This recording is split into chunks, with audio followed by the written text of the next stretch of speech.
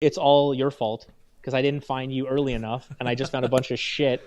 And I was like, I don't understand. I came up to Orlando to go to UCF for undergrad, stayed here to go to law school, stayed here as a prosecutor. So I started my own firm, having been in Orlando for like 10 years, working with lawyers and judges and whatever through fake trials and being my professor and whatnot. And I generated like a weirdly high amount of money for having no clue. And I was like, this is awesome. I'm going to hire a marketing company. We're going to accelerate this thing. And I'm going to be, hanging out on my yacht. And when I tell you that I cut a $130,000 marketing budget and made $5,000 less from 2017 to 2018 because of the natural growth of the firm, I was like, this makes no sense. Like, this has to be possible. I see so many great, so many people talking about great marketing. I've met so many great marketing companies since. I just couldn't find them. And so I was like, I'm just going to build it. Let's see how it goes. And that was the impetus to try and help more attorneys avoid the churn of bad marketing for $200,000, $300,000 that I couldn't afford to throw out the window. There are a lot of charlatans out there. Here's the thing. I think most people are inherently good. I don't think they intend to be bad. I just don't think they have an awareness of how competitive the legal market is. And as an attorney, you understand. So when you get a quote for SEO for $1,000 a month in a competitive market, they just may not have enough resources to get the job done. And the other thing is, going back to, the agency world, it's like, we all outsource. We all go out to eat. We all go out to dinner. It's not like we're cooking our own steak meals and turkey sandwiches, but just because you have a bad meal doesn't mean that all of them are bad, So you may just need to order something else or go to a different restaurant. So in terms of that, what does LegalEase do? What do they offer? What does your agency offer to help clients and Sure, man. out? Look, I'm going to change your analogy slightly. Because I don't see this as much in the restaurant. But you go to that bar and there's that bartender that really gets it, and they ask you 3 questions and they make you a drink you've never had before that just blows your mind. That's us. We put together these real holistic marketing plans based upon their ideal client. I know this sounds crazy, but literally through 14 something companies, nobody ever asked me this question or did this for me. And it completely changes everything. Because we will talk to somebody about marketing strategy and they'll be like, oh, this actually makes sense. We're like, yeah, your ideal client is currently doing X. They get into an accident. We're going to put you in, spot Y to find them. Or, this other company is going to do that to get the execution side of it. And it's crazy because before that, I feel like you would have a better opportunity as the marketing company if your clients understood the purpose behind it, but it takes that extra 30-minute phone call or that extra presentation versus being like, just trust me. Give me a bunch of money. Let me run these ads. Just trust me on this. And we'll make it work without any of that back and forth questioning. So it's a lot of, prescription without diagnosis is malpractice. So a lot of diagnosis, a lot of back and forth conversation.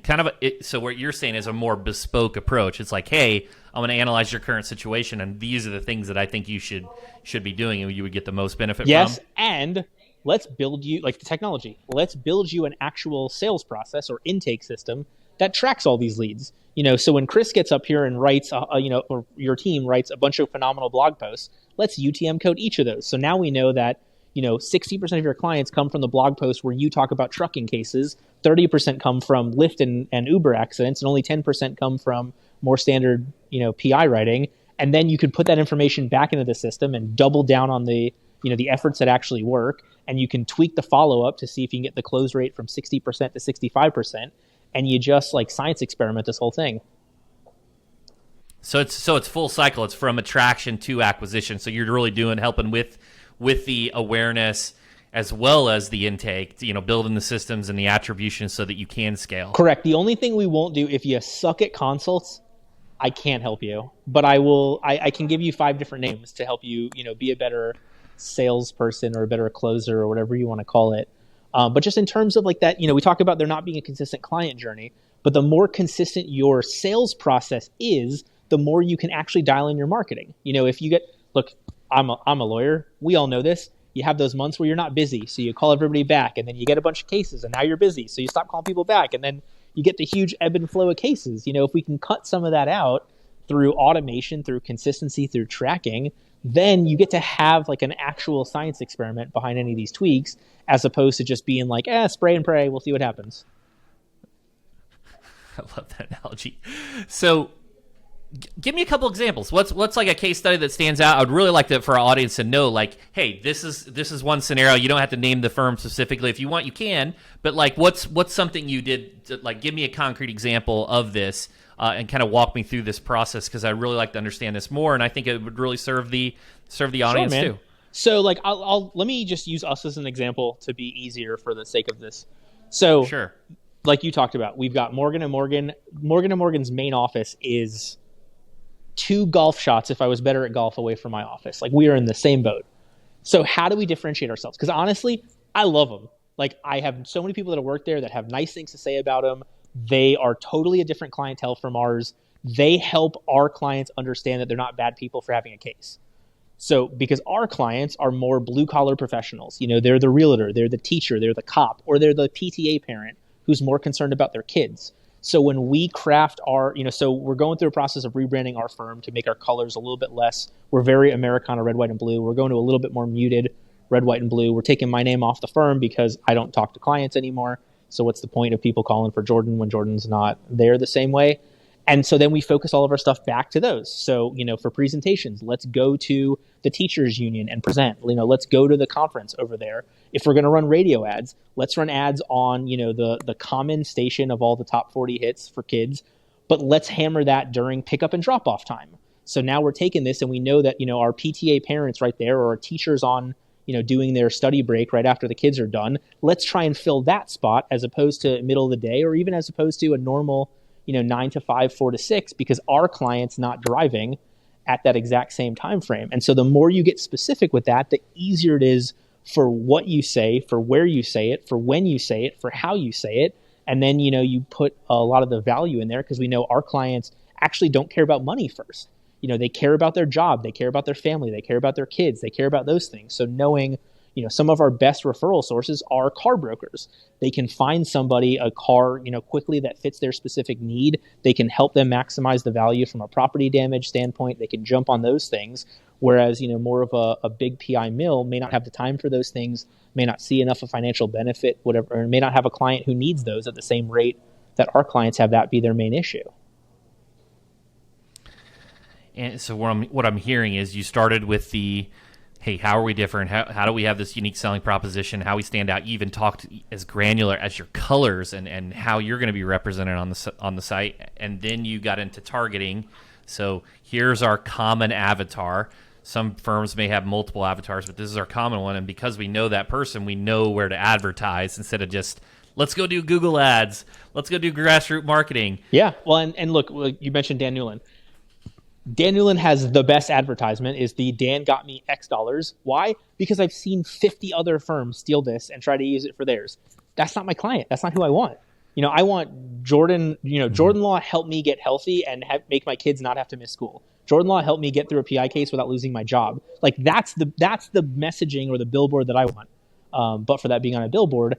And so it's like, it's not even a competition, although it's the same type of case, it's a totally different clientele. It's a totally different interest. It's a totally different psychographic of that person.